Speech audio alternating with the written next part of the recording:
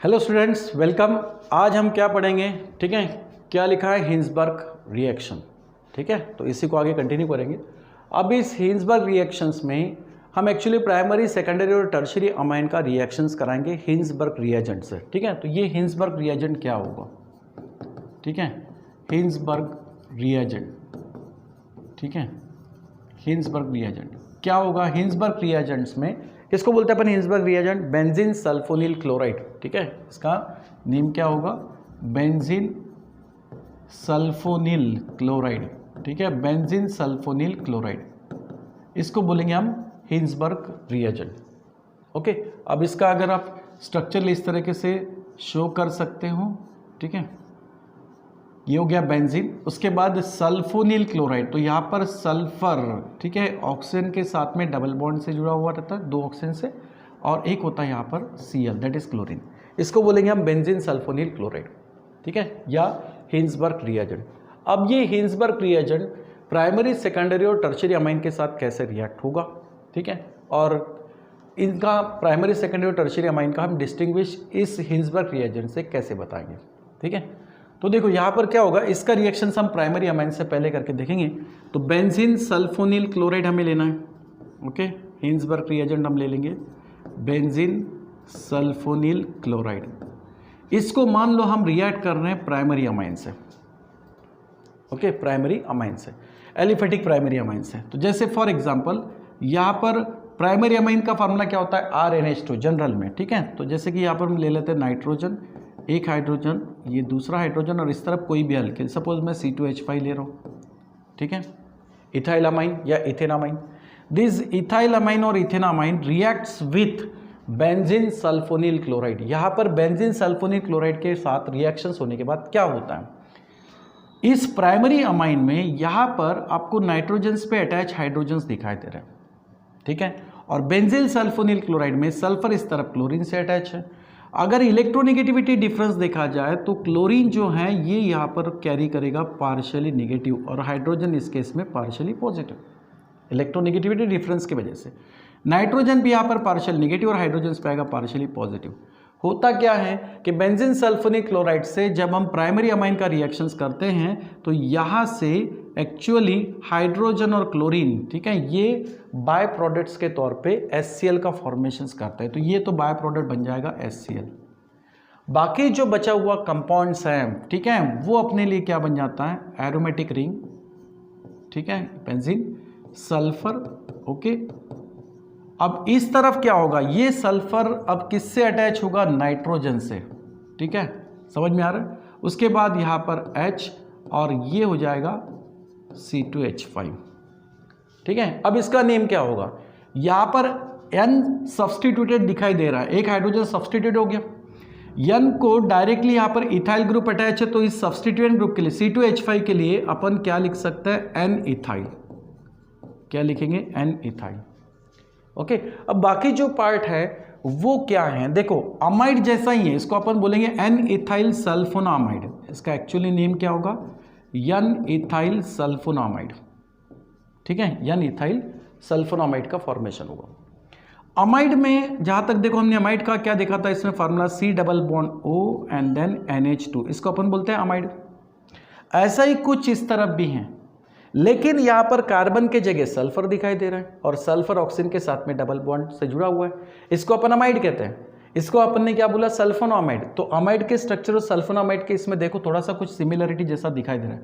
Nitrogen यहाँ पर दो हाइड्रोजन से जुड़ा है, तो यहाँ पर भी एक हाइड्रोजन और एक अल्किल है।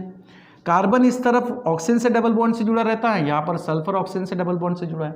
ठीक है, तो इसलिए अमाइड जैसा इसका नेम कुछ बनता है, और वो क्या बनेगा? सल्फोनामाइड। ठीक है, बेंजीन सल्फोनिल क्लोराइड से, ठीक है, बेंजीन सल्फोनिल क्लोराइड से क्या बन जाता है? यहाँ पर बेंजीन सल्फोनिल क्लोराइड से सल्फोनामाइड का फॉर्मेशन हो रहा है जब वो प्राइमरी अमाइन से रिएक्ट हो रहा है। समझ में आ रहा है? 1 डिग्री अमाइन से इसका जब रिएक्शंस करते हैं, यानी इथाइल अमाइन या इथेनामाइन, तो 1 डिग्री अमाइन से रिएक्शन करने के बाद N इथाइल सल्फोनामाइड बनता है।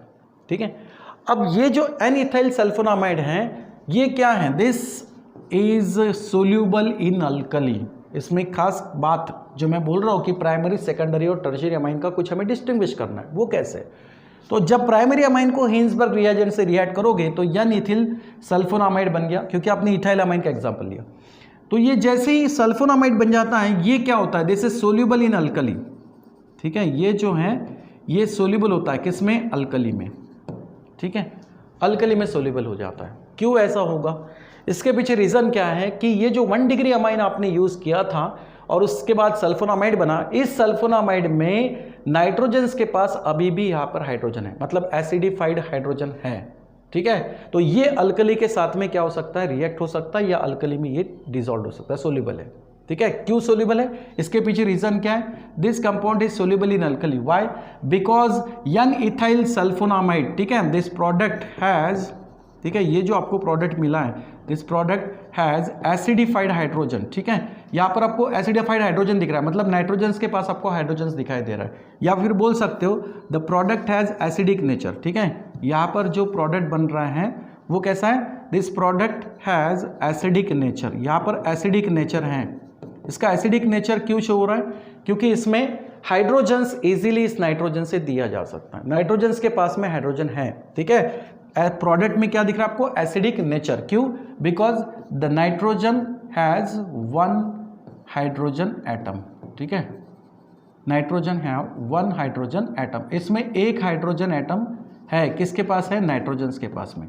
ठीक है, and that's why this n alkyl sulfonamide is soluble in alkali. तो ये बात खास तौर से ध्यान में रखना कि ये वाटर में सोल्यूबल, सॉरी वाटर में नहीं, अल्कली में सोल्यूबल है। ठीक है, क्यों, क्योंकि ये एसिडिक नेचर शो करता है, मोर एसिडिक होगा अगर आप इसको प्राइमरी अमाइन से बना रहे हो। समझ में आ रहा है। अब अगर नेक्स्ट, अगर हम बेंजीन सल्फोनिल क्लोराइड का रिएक्शन सेकेंडरी अमाइन से करते हैं, ठीक है, तो उस केस में क्या होता, ठीक है, अगर हम इसका रिएक्शन सेकेंडरी अमाइन से करते तो यहाँ पर क्या होता। ठीक है, चलो ये इतनी रिएक्शंस आप ध्यान में रखो। ठीक है, यहाँ पर क्या है, बेंजीन सल्फोनिल क्लोराइड को हमने इथाइल अमाइन से रिएक्ट किया, मतलब 1 डिग्री अमाइन से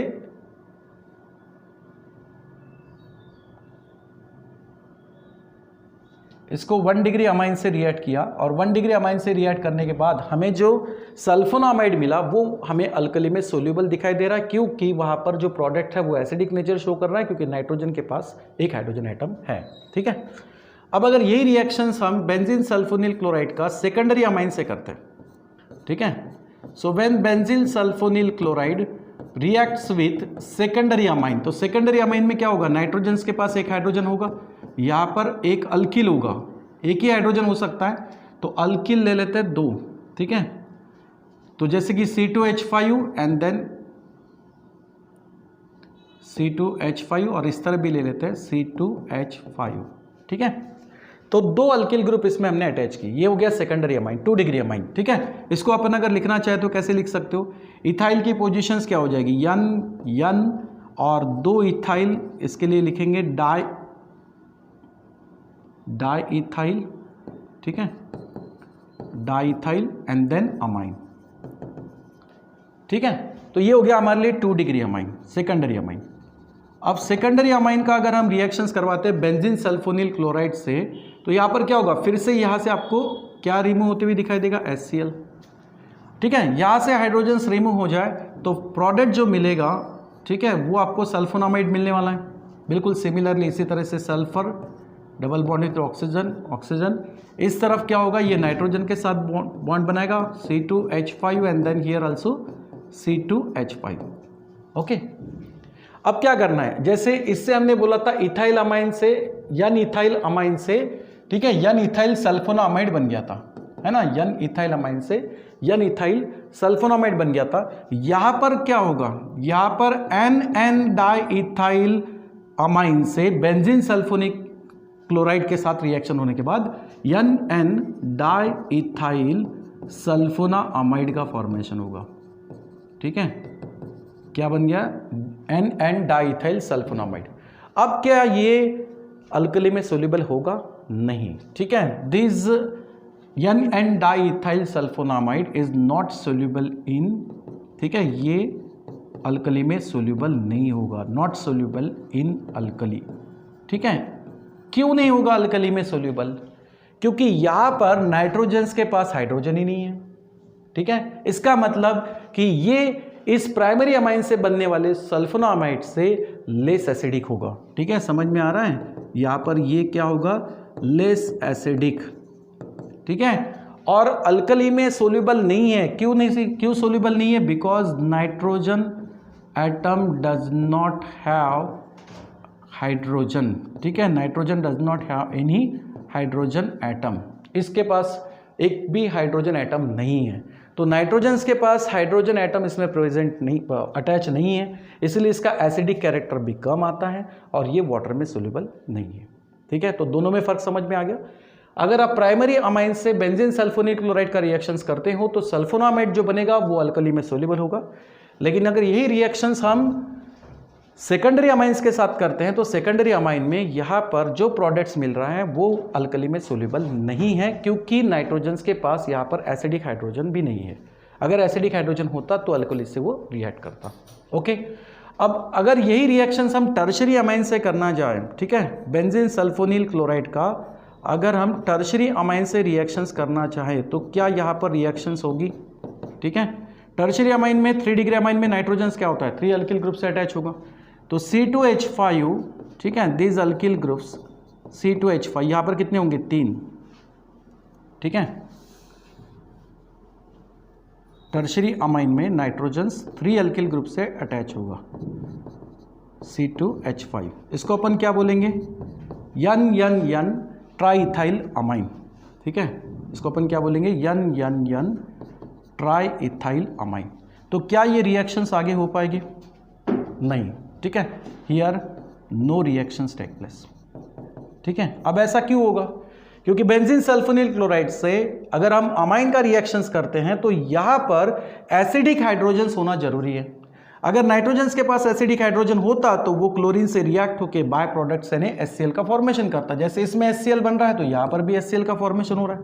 ठीक है, लेकिन अगर यही रिएक्शंस हम N ट्राइइथाइल अमाइन यानी 3 डिग्री अमाइन से टर्शरी अमाइन से अगर करते हैं तो यहां पर 3 डिग्री अमाइन में एसिडिक हाइड्रोजन ही नहीं है, नाइट्रोजन के पास हाइड्रोजन एटम प्रेजेंट ही नहीं है, तो वो बेंजीन सल्फोनिल क्लोराइड से रिएक्शन शो नहीं करेगा। तो यहां पर तो रिएक्शन हो नहीं रही है। ठीक है, अब डिस्टिंग्विश, अगर ऐसा क्वेश्चन पूछा कि प्राइमरी सेकेंडरी एंड अमाइन, ठीक है, how we can distinguish between this 3 amines with the help of benzene sulphonyl chloride या हिंसबर्ग रिएजेंट, तो ये रिएक्शंस डिस्टिंग्विश भी बताती हैं। प्राइमरी अमाइन से रिएक्शंस करोगे तो आपको जो सल्फोनामाइड मिलेगा वो अल्कली में सोल्यूबल है। क्यों है भाई? क्योंकि नाइट्रोजन के पास यहाँ पर एसिडिक हाइड्रोजन है, तो एसिडिक कैरेक्टर भी अच्छा है उसका। सेकेंडरी अमाइंस को यूज करके अगर रिएक्शंस कंटिन्यू करते हैं तो सल्फोनामाइड तक तो रिएक्शन हो जाएगा, लेकिन ये बाद में अल्कली में सोल्यूबल नहीं होगा। क्यों? क्योंकि सेकेंडरी अमाइन में नाइट्रोजन के पास एसिडिक हाइड्रोजन ही प्रेजेंट नहीं है। ठीक है, और जहां तक टर्शरी अमाइंस की बात करते हैं तो टर्शरी अमाइन हिंसबर्ग रिएजेंट से रिएक्शन ही नहीं शो कर रहा है, क्योंकि नाइट्रोजन के पास यहाँ एक भी हाइड्रोजन नहीं है। ठीक है, so tertiary amine does not react with benzene sulphonyl chloride. Secondary amine reacts with sulphonyl chloride, benzene sulphonyl chloride gives sulphonamide dissolved but does not dissolve in alkali. Primary amine is reacts with benzene sulfonyl chloride, gives sulfonamide and that is soluble in alkali. समझ में आ रहा है? तो इस तरीके से amine का हम यहाँ पर डिस्टिंग्विश भी कर लेते हैं हिंसबर्ग रिएजेंट को यूज करके। समझ में आया बेटा? ठीक है, तो ये हो गया हिंसबर्ग रिएक्शन। ठीक है, चलो, थैंक यू।